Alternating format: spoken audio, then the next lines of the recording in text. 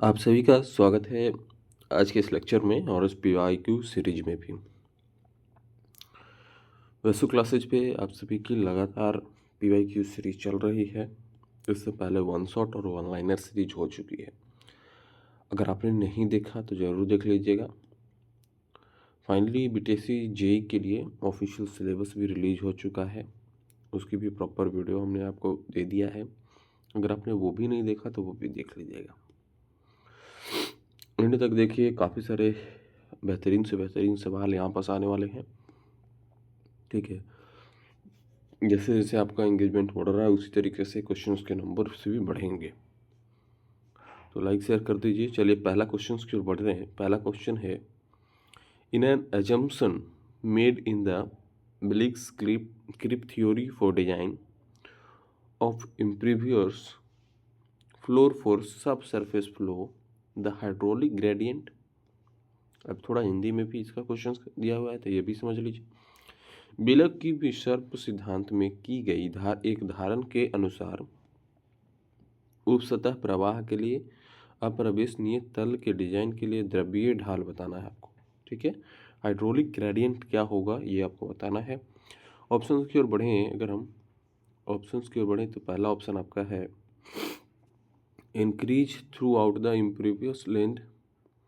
Impervious length of the apron, यानी apron की अप्रवेशनीय लंबाई को बढ़ता है। दूसरा ऑप्शन है कि decrease from the upstream side to downstream side of the structure, यानी संरचना के अपस्ट्रीम पक्ष पे और डाउनस्ट्रीम पक्ष की ओर घटता है। ये दो ऑप्शन हो गया। आप लोग कमेंट करते चलिएगा जो आपके अनुसार लगेगा। तीसरा है कि is always zero only in the middle of the impervious length of the apron, यानी एप्रॉन की अप्रवेशनीय लंबाई के मध्य में हमेशा शून्य होता है। हाइड्रोलिक ग्रेडियंट पूछा है, ध्यान दीजिएगा। और लास्ट ऑप्शन है कि is constant through out the impervious length of the apron, यानी एप्रॉन की अप्रवेशनीय लंबाई तक स्थिर रहता है। तो इसका राइट आंसर क्या होगा आप लोग जल्द से जल्द बताइएगा। ठीक है, हाइड्रोलिक ग्रेडियंट क्या होगा। ठीक है, ब्लिक क्रिप थ्योरी के अकॉर्डिंग तो यहाँ पास जिसका राइट आंसर होगा वो ये होगा कि ये कांस्टेंट होता है। ठीक है, is constant through out the impervious length of the apron, apron की पूरी अप्रवेशनीय लंबाई तक स्थिर रहता है। ये इसका राइट आंसर होगा। अगला क्वेश्चन के बढ़ रहा है। अगला क्वेश्चन है, the maximum moisture content of the soil in the percentage at which further reduction in water content will cease the decrease in volume of a soil mass is generally known as, यानी मृदा की अधिकतम प्रतिशत नमी की मात्रा जिस पर पानी की मात्रा में और अधिक कमी से मृदा के आयतन में कमी नहीं होती है, आमतौर पर किस रूप में जाना जाता है। तो ये आपको बताना है। हिंदी और इंग्लिश दोनों में हमने आपको यहाँ पर क्वेश्चन दिखा दिया है। चलिए अब ऑप्शन की ओर बढ़ते हैं। ऑप्शन क्या है आप लोग कमेंट करते चलिएगा।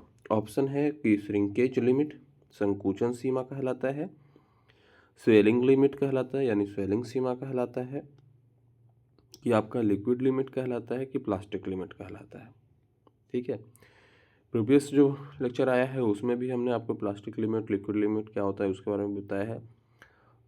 यहाँ पास श्रिंकेज लिमिट और स्वेलिंग लिमिट भी ऑप्शन में है। कौन आपके अनुसार ऑप्शन होगा ये बताना है। क्वेश्चन है, the maximum moisture content of the soil in percentage at which further the reduction in water content will cease the decrease in volume of mass in generally known as, क्या कहलाएगा। तो देखिए इसका जो राइट आंसर है वो होगा आपका श्रिंकेज लिमिट, संकुचन की जो सीमा है वो होगा। ठीक है, संकुचन सीमा यहाँ पास राइट आंसर होगा इसका। अगले क्वेश्चन के बढ़ रहे हैं। अ क्वेश्चन है, अ रेयर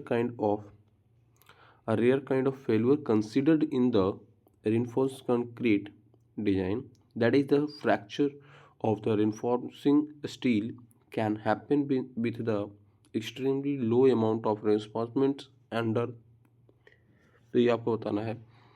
हिंदी में अगर बढ़े तो हिंदी में होता है कि बहुत कम प्रबलन की स्थिति में प्रबलन इस्पात की विफलता से प्रफलित कंक्रीट अभिकल्पन में हुआ असामान्य प्रकार की विफलता किस प्रकार के अंतर्गत, किस भार के अंतर्गत हो सकती है?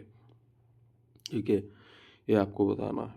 तो यहाँ पास ऑप्शन दिया गया है इसके लिए आपको, स्टैटिक लोडिंग, दूसरा ऑप्शन आपको दिया गया है पॉइंट्स लोडिंग, तीसरा आपको दिया गया है यूनिफॉर्म्स डिस्ट्रीब्यूटेड लोडिंग, चौथा ऑप्शन दिया गया है आपका डायनेमिक लोडिंग। क्या आपके अनुसार क्या होगा इसका ऑप्शन, सही बताइएगा। क्वेश्चन है, a rare kind of failure considered in the reinforced concrete design, that is a fracture of the reinforcing steel, can happen extremely low amount of reinforcements under। क्या होगा आपका आंसर, राइट आंसर बताइए जल्दी। यहाँ पास इसका जो right answer है ये आपको होगा डायनेमिक लोडिंग। ठीक है, डायनेमिक लोडिंग हो के तहत जो है ये कंक्रीट की जो संरचना है, कंस्ट्रक्शन जो है वो ये होता है और उसकी ताकत भी होती है वो। ठीक है, अगला क्वेश्चन क्यों बढ़ेंगे। According to IAS 800/2007, the lacing of a compression member is designed to resist total transverse shear to equal to at least, यानी IAS 800/2007 के अनुसार संपीड़न उपांग की लेसिंग क्यूल अनुप्रस्थ अनुपरण को वहन करने के लिए डिजाइन की गई होती है, जो कम से कम इनमें से किसके बराबर होगी। पहला ऑप्शन है 1.5% of axial force in the member, यानी उपांग में अक्षीय बल का 1.5%। दूसरा है कि 0.5% of the axial force in the member, उपांग में अक्षीय बल का 0.5%। तीसरा ऑप्शन है कि 2.0% axial force in the member, यानी उपांग में अक्षीय बल का 2.0%। और चौथा ऑप्शन है कि 2.5% of the axial force in the member, यानी उपांग में अक्षीय बल का 2.5%। क्या होगा इसके आपके अनुसार राइट आंसर, ये बताइएगा। आपके अनुसार इसका राइट आंसर क्या होगा ये बताइएगा।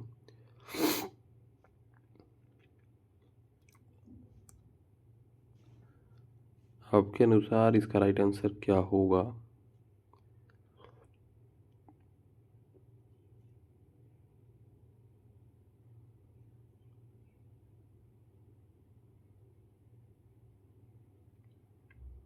The lacing of compression member is designed to resist total transverse shear to equal to at least, ये आपको बताना है।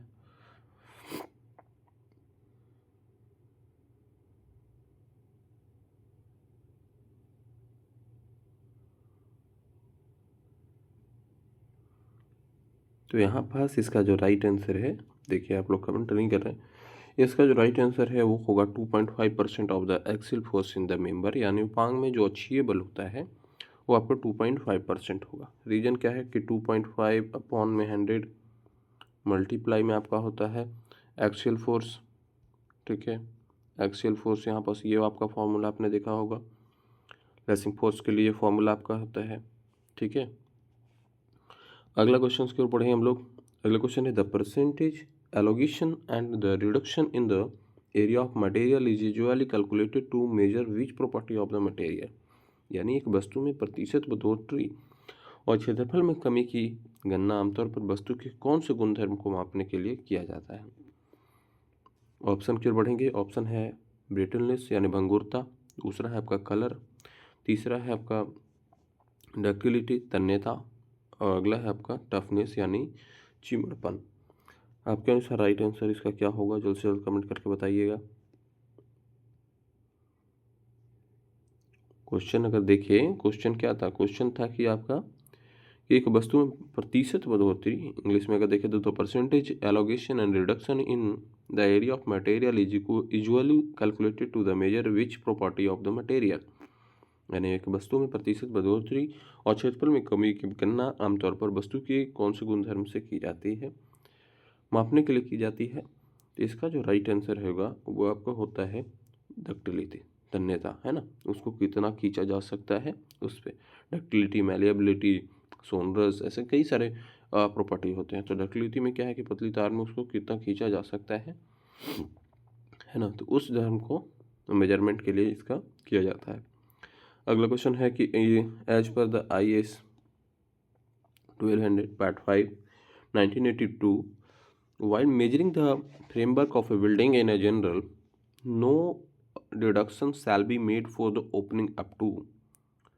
तो ये आपको बताना है, हिंदी में है कि IAS 1200 भाग 5 1982 के अनुसार सामान्यतः भवन के लिए फरमानबंदी को मापते समय यानी फ्रेमवर्क को मापते समय किस क्षेत्रफल तक खुले के स्थान के लिए कोई कटौती नहीं की जाती है। इंग्लिश वाले वापस से देख लीजिए क्वेश्चन। ऑप्शन की ओर हम बढ़ रहे हैं। ऑप्शन है, पहला ऑप्शन है आपका 0.2 स्क्वायर मीटर, दूसरा ऑप्शन है 0.08 स्क्वायर मीटर, तीसरा ऑप्शन है 0.1 स्क्वायर मीटर और चौथा ऑप्शन है आपका 0.4 स्क्वायर मीटर। क्या होगा आपके अनुसार? जल्द से जल्द राइट आंसर बताइएगा।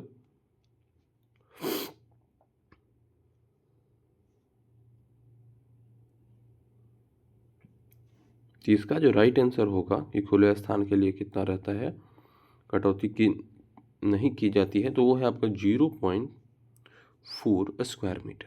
0.4 स्क्वायर मीटर जो है वो कटौती नहीं की जाती है। ठीक है, ओपनिंग के लिए डिडक्शन जो है वो 0.4 स्क्वायर मीटर तक नहीं की जाती है। रीजन, इसके बाद आगे बढ़े हम लोग अगला क्वेश्चन की ओर। The percentage of di calcium silicate C2S is maximum in which of the following cement. निम्नलिखित में से किस सीमेंट में डाई कैल्शियम सिलिकेट यानी C2S का प्रतिशतता अधिकतम होता है?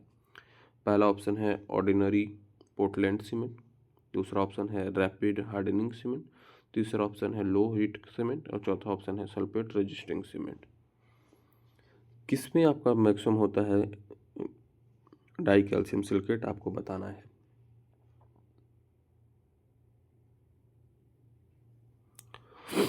डाई कैल्शियम सल्फेट सबसे ज़्यादा जो होता है वो होता है आपका लो हीट सीमेंट में। ठीक है, लो हीट सीमेंट में, क्योंकि इस सीमेंट को जमने के दौरान जो है ना इसमें कम ऊष्मा निकलती है और इसे भारी निर्माण जो वगैरह होता है, हैवी जो कंस्ट्रक्शन होता है, जैसे बांध बनाना है, ऊंचे पुल आदि बनाना है, तो इसमें इसका प्रयोग किया जाता है डाई कैल्शियम सल्फेट वाले लो हीट सीमेंट का। ठीक है, अधिकतम इसमें होगा परसेंटेज जो है डाई कैल्शियम सल्फेट सिलिकेट का, सॉरी सल्फेट बोल रहा हूँ मैं। अगला क्वेश्चन की ओर बढ़ेंगे। अगला क्वेश्चन है कि after drawing the ordinary cement exhibit the property of, यानी सूखने के बाद साधारण सीमेंट कौन सा गुणधर्म प्रदर्शित करता है? पहला ऑप्शन है इफॉर्लेंस यानी उत्फुल्लन, दूसरा ऑप्शन है श्रिंकेज संकुचन, तीसरा ऑप्शन है स्वेलिंग और चौथा ऑप्शन अगर देखें तो वो है बबलिंग। तो सीमेंट बताइए कि सूखने के बाद कौन सा गुणधर्म प्रदर्शित करता है यानी शो करता है। तो सूखने के बाद जो है सीमेंट आपका वो श्रिंकेज करता है, यानी इसका जो राइट आंसर है वो संकुचन यानी श्रिंकेज होगा। ठीक है, संकुचन का कंक्रीट का संकुचन कहलाता है, यानी अधिक जल सीमेंट के अनुपात में अपनाने से या सीमेंट की मात्रा अधिक डालने से कंक्रीट का जो है संकुचन होता है यानी श्रिंकेज होता है। तो ये इसका राइट आंसर है। तो यहाँ पर कुछ क्वेश्चन हमने देखा, बाकी फिर नेक्स्ट लेक्चर में हम लोग और भी क्वेश्चंस देखेंगे। फिलहाल इस लेक्चर को लाइक शेयर कर दीजिए, अभी सभी फ्रेंड्स ग्रुप में भी शेयर कर दीजिए। ठीक है, और प्लेलिस्ट का लिंक वीडियो को डिस्क्रिप्शन में दिया हुआ, अगर आपने पहले की क्लासेज नहीं देखा तो ज़रूर देखिएगा। धन्यवाद आप लोग को आज के इस क्लासेस को, इस लेक्चर को ज्वाइन करने के लिए।